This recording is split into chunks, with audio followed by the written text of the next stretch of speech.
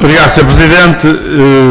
O nosso pedido de audição é conhecido, o problema dos preços dos combustíveis e os lucros da Galp, e uma segunda grande questão, o problema das alterações em curso na estrutura acionista da Galp.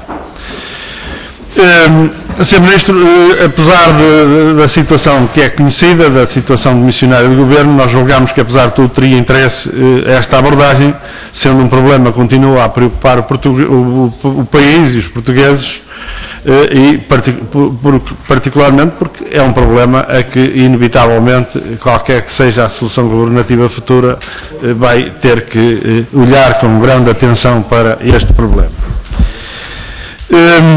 A situação é conhecida do ponto de vista dos preços, dos preços mais elevados da Europa, antes e depois de impostos. Se os traduzirmos em paridade de poder de compra, a situação agrava-se significativamente. Não precisam das paridades de poder de compra para já serem maiores, mas se as colocarmos aí, a situação agrava-se naturalmente.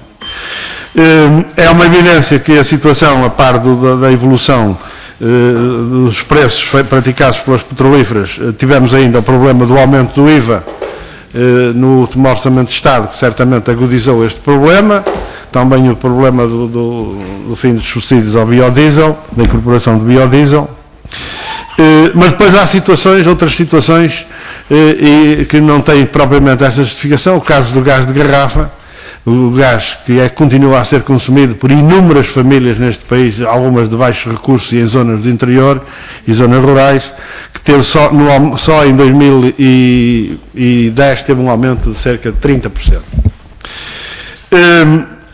É conhecida as opiniões que vão sendo colocadas relativamente particularmente aos combustíveis líquidos. Fala-se menos depois do fuel óleo, deste gás propano e outros, e o próprio GPL, e fala-se que isto é o resultado de uma colusão tácita das três principais petrolíferas. Como é sabido, esta opinião não é partilhada pela Autoridade da Concorrência Nacional. O problema é que isto acaba por ter as consequências que são conhecidas do ponto de vista das famílias e das empresas, e particularmente uma questão que não deveríamos subestimar, que é o problema do encerramento de postos de combustíveis numa vasta zona de fronteira decorrente do desequilíbrio relativamente aos preços em Espanha. A situação tem sido muito discutida, como é sabido. Estes problemas aconteceram, estas subidas, a grande parte destas últimas subidas aconteceram ainda antes do chumbo do PEC 4 nesta Assembleia, senão o Governo teria a oportunidade de dizer que isto também é consequência do PEC 4, pelos vistos não havia ainda PEC 4. O que é certo é que, na reflexão que vamos fazendo, e olhando também para as intervenções e opiniões de diversas entidades, o que verificamos é que, mais uma vez, a Galp teve lucros significativos, teve um crescimento de lucros, e cujos resultados antes dos impostos são cerca de 611 milhões de euros. Mas mais do que olharmos para os lucros da Galp no exercício de 2010, é nós olharmos, por exemplo, para a evolução dos lucros da Galp ao longo da década de 2000 a 2010 e verificarmos que os lucros da Galp, insisto, antes de impostos,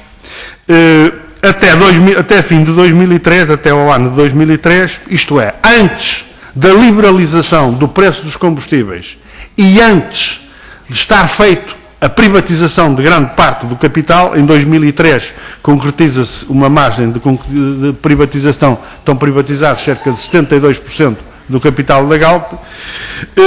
O valor médio dos lucros nestes 4 anos é de cerca de 138 milhões de euros. Nos anos seguintes, os anos pós-liberalização e pós este nível de privatização, o lucro médio anual ronda os 678 milhões de euros. Há aqui quase que uma triplicação, mais do que a triplicação melhor dizendo, a quadriplicação do lucro médio anual dos lucros da Galp. Aliás, até se verifica e até se pode dizer que, pagando mais impostos, reduz-se a taxa de facto de IRC paga pela Galp. nós não podemos deixar de tirar ilações relativamente a esta situação e tirar as conclusões que, claramente, o problema da liberalização e da privatização acabou por ocasionar esta situação. A pergunta que fazemos ao Governo, continuamos a fazer ao Governo, é o que pensa fazer, o que é que tinha em cima da mesa, o que é que pensa que deveria ser feito para travar estes processos de preços especulativos dos combustíveis fósseis, mas também de outros combustíveis ligados, menos falados, como o gás natural, o gás de garrafa e outros, concretamente ao nível da diversificação do uso destes combustíveis. Estou-me a lembrar do GPL e do gás natural comprimido, que nunca mais tem qualquer implementação.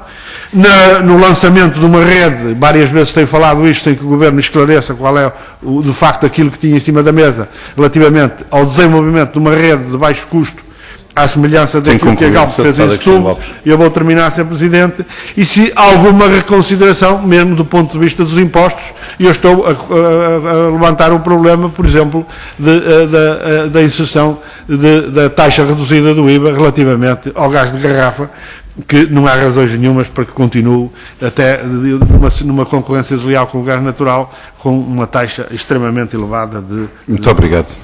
Obrigado, Sr. Presidente. Ao Sr. Ministro, utilizando a sua expressão, eu perguntava se o leite e o mel escorreram pelas paredes depois do PEC 1, do PEC 2, do PEC 3. Porquê é que não travaram depois desses? Porquê é que este aqui ia travar alguma coisa, Sr. Ministro?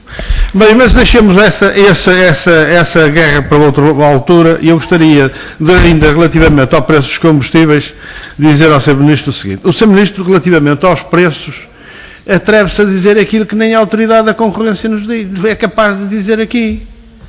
Ó Sr. Ministro, em 12 meses do ano 2010, Portugal teve todos os meses preços de gasolina e gasóleo acima da média da União a 27.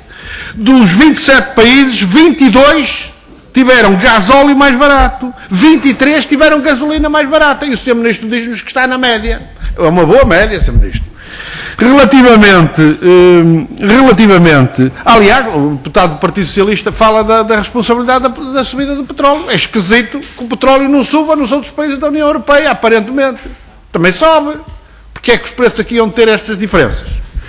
Relativamente aos lucros afixados pela empresa, ó Sr. Ministro, os lucros que eu refiro são os lucros referidos pela empresa.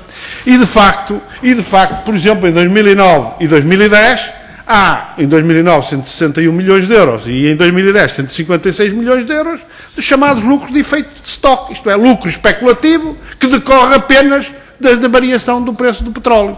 Aliás, o Sr. Ministro podia-nos dizer aqui quanto é que o Governo cobrou de taxa, da chamada taxa Rubim dos Bosques, que os senhores implementaram aqui há 2 anos, ou 3, relativamente a este efeito de estoque. Quanto é que cobraram, Sr. Ministro? Depois, eu estou a utilizar os dados dos relatórios da empresa, Sr. Ministro. E uma coisa é absolutamente certa. É que antes da liberalização e da privatização, liberalização dos preços e da privatização de 80% da empresa, os lucros entre 2000 e 2003 foram de 139 milhões de euros. Entre 2004 e 2010 foram de 678 de média anual. Logo no primeiro ano, depois da liberalização, o lucro, eu há um bocado falei em quadruplicar, quintuplicou. Dobrou do ano de 2003 para 2004 e dobrou relativamente à média do período anterior. E o Sr. Ministro acha que isto não tem nada a ver com o problema da liberalização e com o problema dos preços dos combustíveis? Bem, essa é uma tese que a EDP também a desenvolveu, argumentou suficientemente. Portanto, aparentemente, os preços das tarifas da eletricidade, do gás natural, dos preços dos combustíveis, não tem nada a ver com os super lucros que estas empresas continuam a fixar.